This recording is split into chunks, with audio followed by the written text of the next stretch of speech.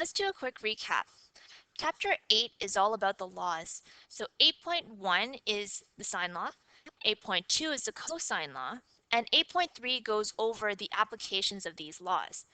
I didn't post a video on 8.3 because I already applied the laws in each of the law videos. So 8.1, I applied the sine law to a Spider-Man situation. And in 8.2, I applied the cosine law to a hockey situation. So we're going to move right away into something that's similar to 8.4. This video is on problems involving two right triangles. So you might have seen these buildings before. These are in Mississauga. They're called the Marilyn Monroe buildings. Michelle is on a balcony in Tower 1. She looks towards Tower 2, which is about 50 meters away. The angle of elevation, so she's going to tilt her head up to the top of Tower 2, is 65 degrees. The angle of depression, so she's going to tilt her head down to look at the bottom of the tower, and that's going to be at a 39-degree angle. Okay, so how tall is Tower 2? And we want to round to the nearest tenth. So what I'm going to do is I'm going to set up a triangle. So Michelle is right here, sorry, two triangles. And she's going to go and look upwards and downwards. Okay, we're going to start filling in some of these numbers. So again, she's looking upwards at 65 degrees and downwards at 39 degrees. We also know she's 50 meters away from the other building. Okay, so I'm looking at these and I've split them into two right triangles. Since they're right triangles, I'm probably not going to use the laws.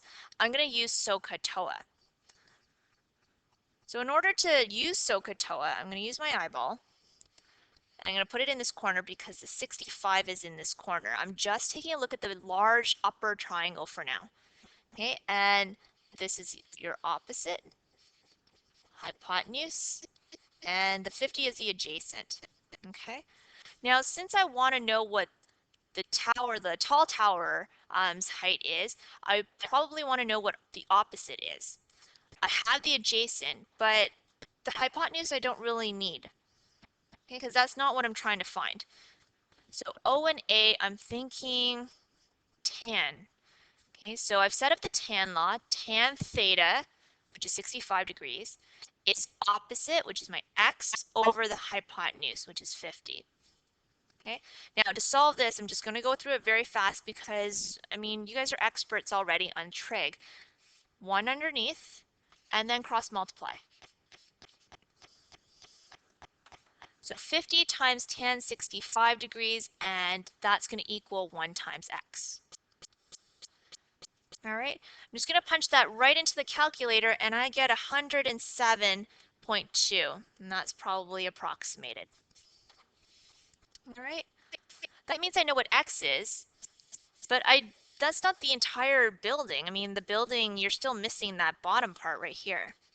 So what you want to do is you want to put your eyeball here again, because that's where the 39 degrees is. And we're going to focus on the smaller triangle. So this is your opposite side, your hypotenuse, and 50 again is your adjacent. Okay, since I want the opposite and I have the adjacent, I'm not going to use the hypotenuse. There's nothing really there. That's not what I want. And we're probably going to set up tan again. Okay, so I'm just going to move this.